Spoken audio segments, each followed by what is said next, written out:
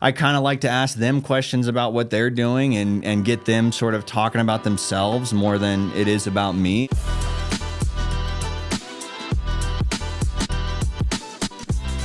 What's up, everybody? Welcome to another episode of Connections That Matter, where we have great conversations with Northern Colorado's best networkers and find some tips about what makes them successful. Today, I got a special treat. We got Dent Repair Dan in the house. That's right. Dent, welcome. Good to see you. Thank you. So, Dan, you recently repaired a whoops of my own. Yes. I had a little mishap. Dented up the wife's car. And every time I got in that, I would see it.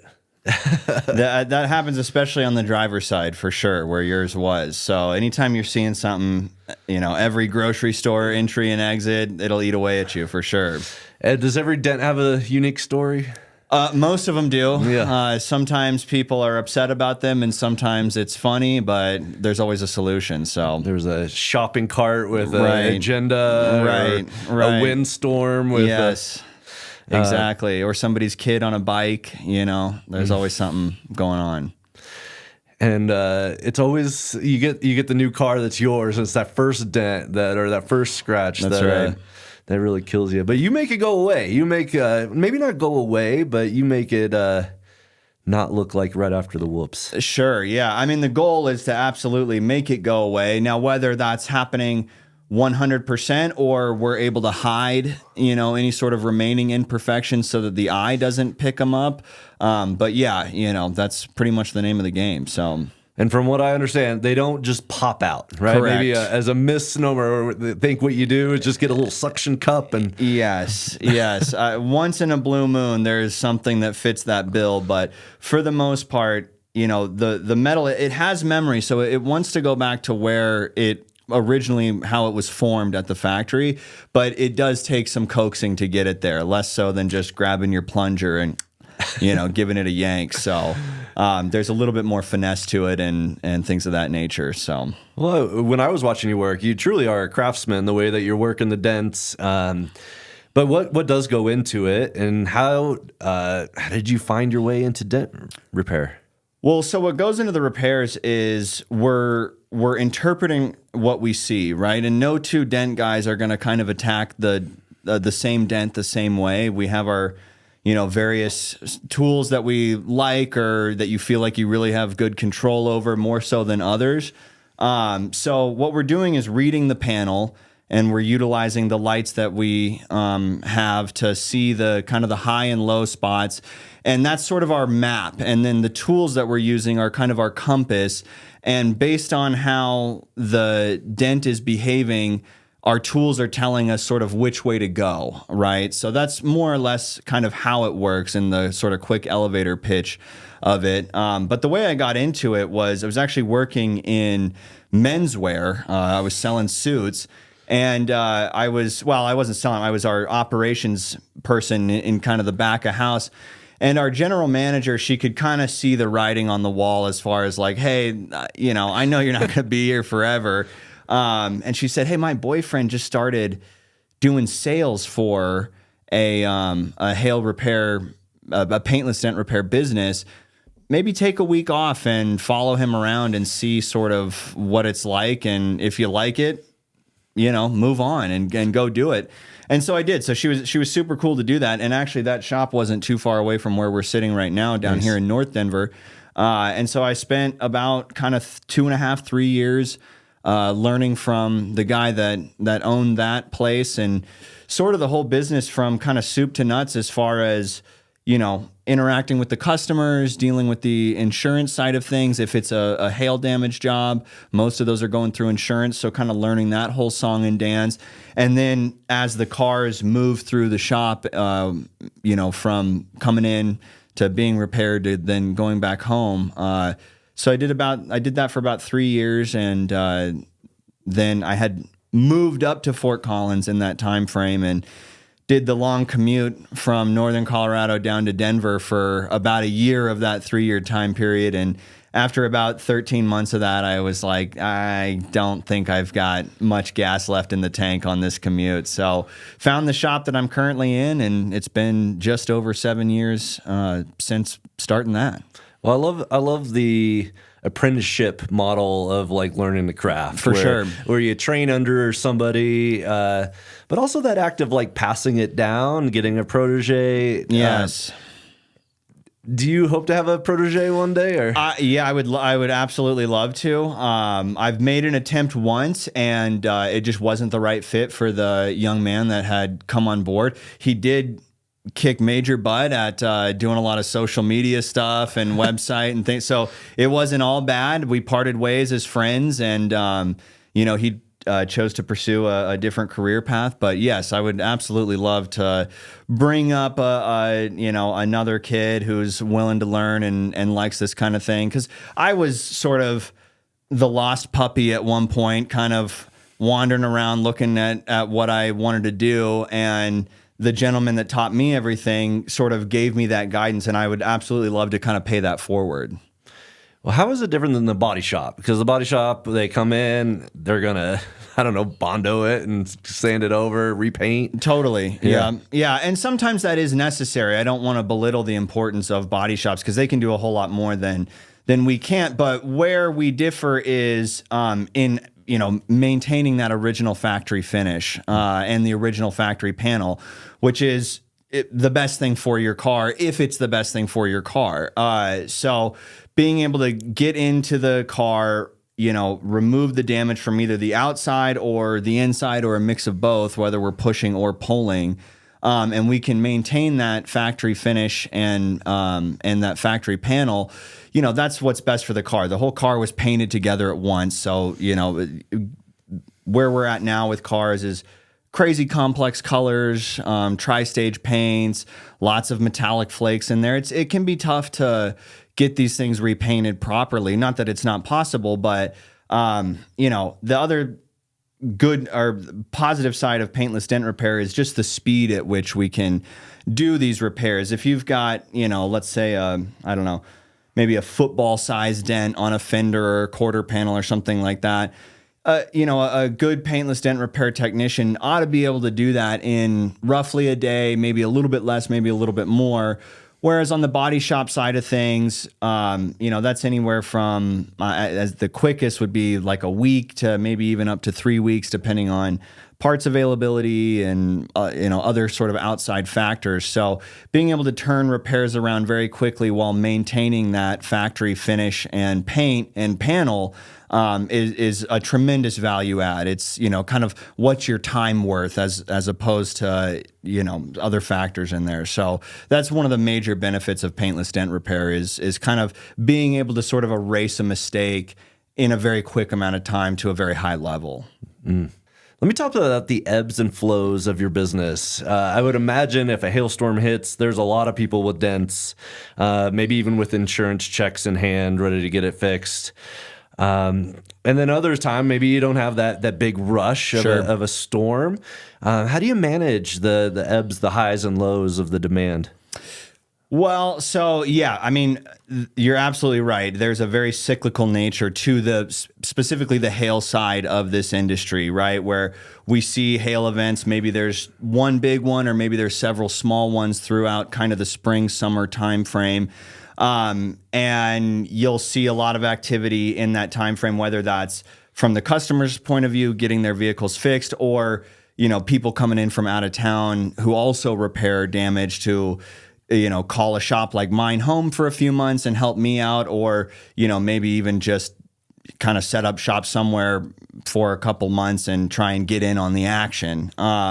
So the way that we try to manage things is, being a slightly smaller operation, I schedule things out a little bit further than perhaps other folks that are trying to just get everything in at once.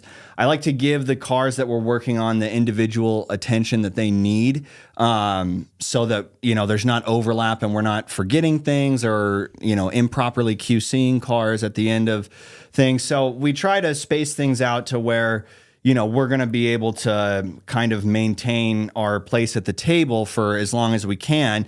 And a lot of times, too, being in a popular hail area like we are here in Colorado, or, perhaps if you live in Texas or something like that, places where it hails quite a bit, the customer a lot of the times knows to wait because they know if they go in right away, there's an enormous backlog and a bottleneck of, the insurance companies being overwhelmed. So instead of turning over a claim in 24 to 48 hours, they're turning over claims in a week and a half.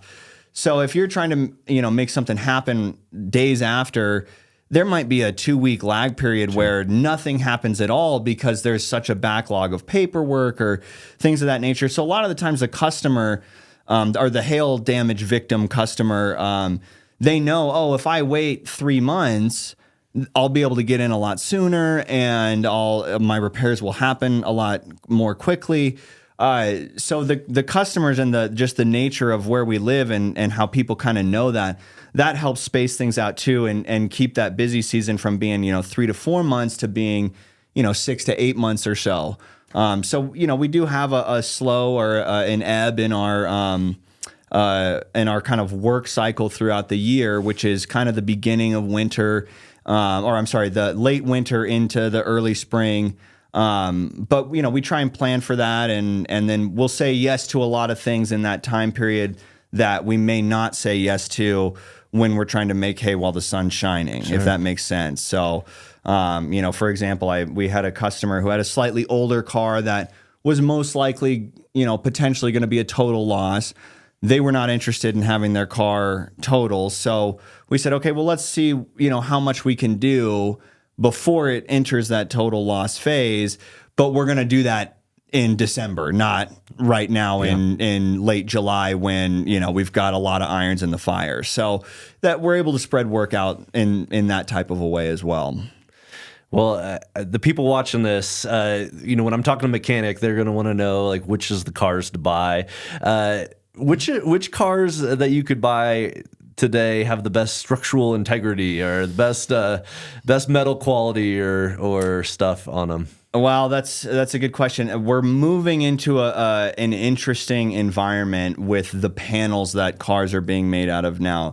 For example, the Ford trucks are entirely aluminum. So they just behave a little bit differently than steel does. Aluminum doesn't quite have that same memory that steel does. So when we're forcing, the metal to go back to how it was originally stamped, it takes a little bit more elbow grease on aluminum vehicles versus a steel panel. But even the steel panels are getting a little strange with the blends of metals that are going into them being made. So, I'll work on something that a magnet is sticking to, which is telling me that it's steel or at least that it's a ferrous metal, a non-ferrous metal. Or whatever it is, I'm not a chemist. But I've got a magnet stuck to it, and I'm thinking, okay, this is a steel panel, but this isn't quite behaving like steel is, which is kind of telling me that there's maybe a blend of something else in there. So, as far as like what to look for moving forward, I hate to tell you I don't know. I don't know because it's kind of constantly changing. And I think that there's a few different factors for that. I think there's a little bit of weight reduction going on, and there's probably, these manufacturers are worried about their bottom line, so there's an economic factor in there as well. But, for the most part, cars are generally speaking like kind of only getting safer. So now whether or not that's going to be good in the long run as far as when that tech eventually does break that is making these cars so safe, like the lane departure warnings or the brake assists when, the car in front of you suddenly hits the brakes and your car is reacting to that perhaps quicker than you could. I don't know what those repair bills are going to look like for that kind of technology, but, cars are incredibly well made today as far as like from a safety perspective, which is occasionally annoying on our end when we're like, why can't I get in here to get this? But that's good for the person sitting behind that door when, if they were to get hit, that you want them to be as protected as they possibly can. So, I personally would avoid, the aluminum stuff, but that's for my own personal reasons, not necessarily because you need to or you should. So I wish I had a better answer for you. They all dent though, right? They all dent. That's right. Well, yeah, except for apparently the Cybertruck, but we'll see how long those maintain their road viability overall. So yeah, you got a dented Cybertruck, bring it in. that's We'll take some I'd like to just take a look at it, So, but yeah.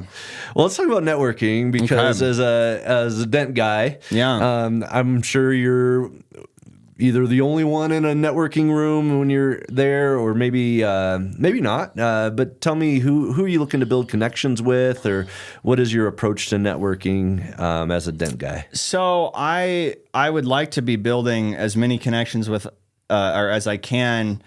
If there was, I guess, maybe a hierarchy to it. I'm looking to do a lot of business to business stuff. So fleets out there, it doesn't matter really what your business is, but if you've got a fleet of vehicles that you would like to maintain, I would like to know you and add as much value as I can to your business. And then, anybody that is sort of automotive cosmetic adjacent, whether that's, detail guys or clear bra and graphics installers. And then, anybody, if you sell car, one of my best customers, he just kind of does car flips as sort of a side hustle. He's a former mechanic that, he can buy these sort of mechanic special cars, do the mechanic side of things, and then he brings it to me and we make the outside look good, and then he puts it back on Facebook Marketplace and hopefully turns a profit. So, anybody that is sort of in that wheelhouse, I would certainly love to be networking with. But just in general, anybody that cares about the actual cash value of their car, sure. At the end of the day, if you're a homeowner, your car is most likely your second biggest asset. And, if you're just a renter, then potentially your car is your biggest asset. So keeping that in the highest level you can just to protect it is sort of the business that I'm in. So, very cool. Yeah. Well, let's do a deep dive into one of those referral relationships. Sure. Either the detailer or the person who does the wraps. Yeah. How do you set up those relationships, and then how have you transformed it or maintained it long term? Well, there's kind of two ways I go about things. One is just kind of the cold call or the cold walk-in. I would like to think that I have a decent personality and I'm kind of fun to be around. Maybe I'm wrong, but so I like to go in and kind of make friends with people and let them know that I'm just around. And I usually don't try and go for kind of a hard sell right at first. It's more like, hey, I just want to introduce myself. Here's how you can get a hold of me. Should you ever need me, just let me know. And then I kind of like to ask them questions about what they're doing and get them sort of talking about themselves more than it is about me, and letting them know, hey, I actually like what you do. I care about what you do. This is a cool shop. You guys have a cool thing going on. I love your logo. Whatever it is to make them feel good about their business. And then kind of whatever happens next happens. The most recent relationship that I've opened up is with a graphics installer, and I came to them with a job and said, hey, I need you to do this for me. And then, it sort of came back on me. Literally a week later, they call it, hey, there's a customer here. We need to get this wrap done today. He's got these it was actually dents on a pontoon boat. So and I said, hey, I'll be right there. And that was sort of the jump start of that relationship. And then since then, I've referred a few people over to him who have done business with him. So, I like to, especially at the beginning, giving more than you take is super important as far as I'm concerned. Because it's like, why would they care about me if they don't know who I am? But if I'm giving them stuff, then they, oh, wait, what? You said your name was what again? Oh, yeah, okay, yeah, we'll give you a call. So sure. That's sort of the way I approach most things, really, is, what can I do for you guys to make life easier for you? And then knowing that it might be a week or it might be a year before that relationship comes full circle, but it generally does. So I'm kind of out to play the long game on that side of things. So if something doesn't happen right away, I'm not too worried about it. Well, and then your shop is adjacent to quite a few like automotive stuff there. So do you do a lot of passing business through the office park? Or? Absolutely, yeah. We do. Everybody there is we're more or less on relative. At least let me rephrase that, because I've heard about a little bit of drama that I'm not involved in, but I'm friendly with everybody there. And gosh, there's not too many businesses there that I haven't done stuff for at this point in the 7 years that we've been there. So no, absolutely. It's very, it's a nice ecosystem. You know, there's a lot of symbiotic relationships there. And we kind of have a rough idea of one another's sort of pricings on things. So, you know, if I have a customer in that, you know, maybe they just got a car, they got that first door ding, and they're going, oh, well, we're thinking about doing a ceramic coat or clear bra. Or so, oh, well, the guy right there, and I know what he's going to say already, so I can say, yeah, if you're wanting this, I think he's in this ballpark for pricing on this, and I'll let him know if you want to go over right now while I'm fixing it or whatever, and we put people together that way. It's definitely a great ecosystem to be a part of over there. And even the stuff that isn't necessarily cross-pollinating, like mechanics to aesthetics, we still refer work to one another on a very frequent basis, to the point of where I'm hesitant to go anywhere else. You know, occasionally I'll get the itch to look for a different style of shop or a different location, but you just go, man, what would I be leaving behind? You know, and that the relationships that I've built with my sort of shop neighbors is so valuable that, you know, it would be hard to get me to leave there. You know, the deal would have to be really good on the new building that we would be moving into. So I don't want to go anywhere anytime soon. So. Well, I think, you know, keeping your neighbors close, that's a big thing. Leveling up the people that do right by you, you do right by them, and also the way that the client, because they could just walk over to the next and like you said, get that holistic care part of their vehicle. Well, and I'll even make the intro. So if you're my customer and I say, hey, right on the other side of the building, unit whatever, you know, his name is such and such, I'll meet you over there, and then I'll do kind of the handoff. And there's a very, I think, comfortable feeling that the customer has when that type of an interaction takes place, of like, oh, this guy cared about me enough to, you know, literally hold my hand to the next stop, you know, and they do the same for me. So, you know, like I said, it just the symbiosis of those relationships is like crazy clutch. I got super lucky to end up there for sure. Awesome. Joe Pucci over for Choice Moving over there. He was the first person that told me about you. He's like, hey, I got this neighbor who's really good. But that sense of connection of those business owners, really, really special. So it is. And I've referred Joe to other people. My dad has an office in Fort Collins, and Joe moved his office. So, you know, I try to pass the love wherever I can, you know? Yeah, right on. Well, if you got a dent in your vehicle and maybe you've been looking at it, maybe you're like, oh, I forget when I did that, and it's a whoops, and you don't want it to be a whoops anymore. Right. You just like, hey, what's the best way for them to get a hold of you, to book an appointment or get a consultation? We try to make it as easy as possible. Everything from just going to our website, hitting the book now button. You can text photos of your damage to our phone number, and we'll get back to you that way as well. Or, you know, if you happen to be in our neck of the woods, most often I'm usually there. Sometimes we're out for lunch or getting parts elsewhere or whatever, but most of the time we're there during business hours, and you can just swing by, and it takes us, you know, if it's an individual dent, it takes us anywhere from kind of 5 to 7 minutes to sort of walk you through what we're looking at. And if it's hail damage, it's maybe more 15 to 20 minutes of us walking around the whole thing and kind of getting an idea of the scope of the damage. But we try to make it as easy as possible. So any sort of way that you can contact me, I will respond to. Right on. And why don't you share your phone number or the best way? Totally. Website's www.pdrfoco.com, like Paintless Dent Repair Fort Collins. And then our phone number is 970-657-3375. Right on, Dan. Well, thanks for coming on the show, sharing tips of networking and business. And I love the craftsman work of what you do. Well, we appreciate that. I've got one. Can I add one more thing in here? I don't know if anybody's ever... Let's see here. I don't know if you've ever gotten a gift. Uh-oh.